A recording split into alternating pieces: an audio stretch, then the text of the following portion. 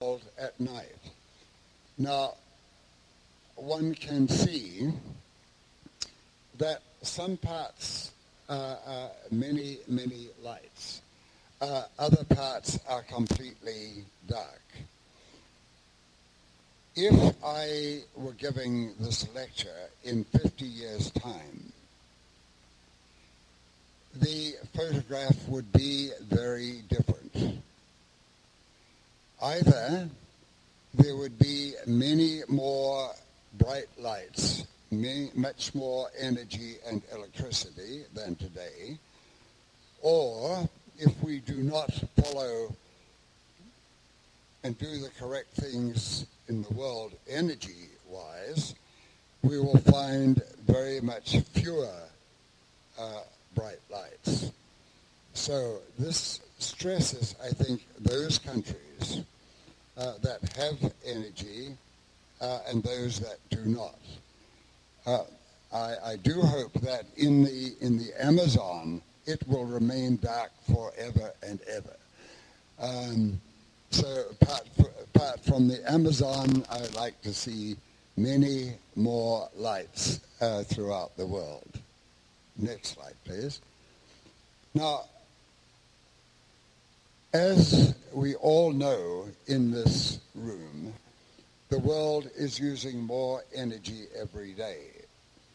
The world is running out of energy, and eventually the world will use all of the economically available fossil fuels, oil, coal, gas. And in using up the fossil fuels, we will, of course, as we well know, increase the carbon dioxide content in the world, which will lead to global warming. When this will occur, many people predict that it will occur well before the end of the century. So, next slide, please.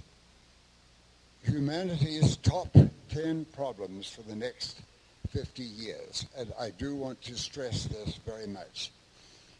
In the year 2033, rather in the year 2003, we have about 6.3 billion people. It is projected that we will have 10 billion people. Where will they get the energy? So the top problem in the world today, facing all of us in every country, is energy. If we have plenty of cheap energy, then we can get much more water, whether it is by distillation of seawater, whether it is by purification of impure water. And where we have plenty of water, then many of the barren parts of the world, the soil is fertile, but if we have water, then plants will grow on it.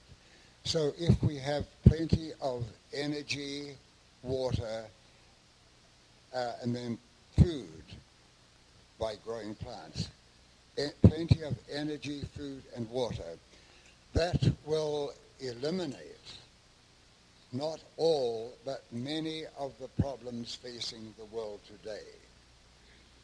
It will eliminate hunger, poverty, poor education, poor health, war, terrorism, and many others. So the future of the world depends on a plentiful supply of renewable energy, which will make water more available, which will make food more available, which will solve many of the world's real problems today. Next slide, please. So here, of course, we come to an area that we are all, I know, very interested in here, that is biofuels substitutes for petroleum. So they are good for removing the dependence on imported oil. It's very good for agriculture, as we have been learning so far at the meeting in the last 2 days. It's profitable for agriculture, and it's very good for reducing the greenhouse problem. So it is good, good, good in every way. Next slide, please.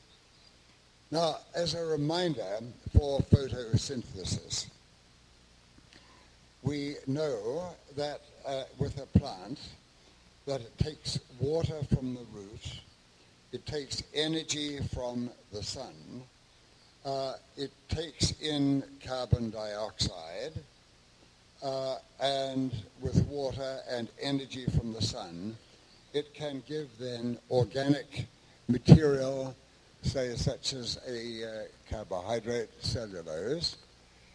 And then when we take a biofuel, whether it is bioalcohol or biodiesel, then when this is burned, for example, we'll get 6 carbons here going to carbon dioxide. But then that 6 carbon dioxide were taken from the air. So the carbon dioxide given off in using a biofuel is then taken in by the plants. There is a mistake here. This should be needed for people, not for plants. Needed for people, animals, fish. So in other words, that this is what will be and must be in the future. There is no doubt about it. This is what will happen. That we will have plants, next slide please, that we will have farms for food and farms for fuel. As we well know, many years ago, human beings would hunt for food for animals and for berries and fruit in the forests. We do not do that anymore. We breed animals, we have orchards for fruit and plants. So in the future, we will, without any doubt, have farms for fuel. It is not necessary today to hunt for fossil fuel buried in the forests of several million years ago. So we will have farms for food, farms for fuel. This will happen, and it is a matter of which country in the world will be the leader in this area. Next slide, please.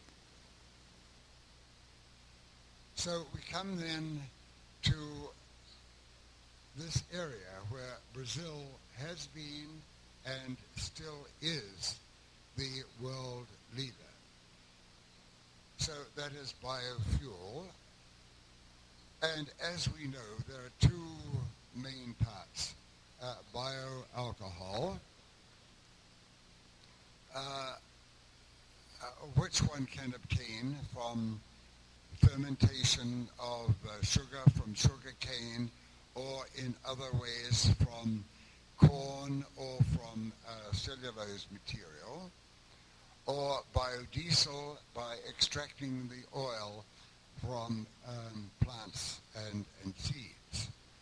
Now, I know that bioalcohol and biodiesel, these are names that are familiar to essentially every man, woman, and child in Brazil.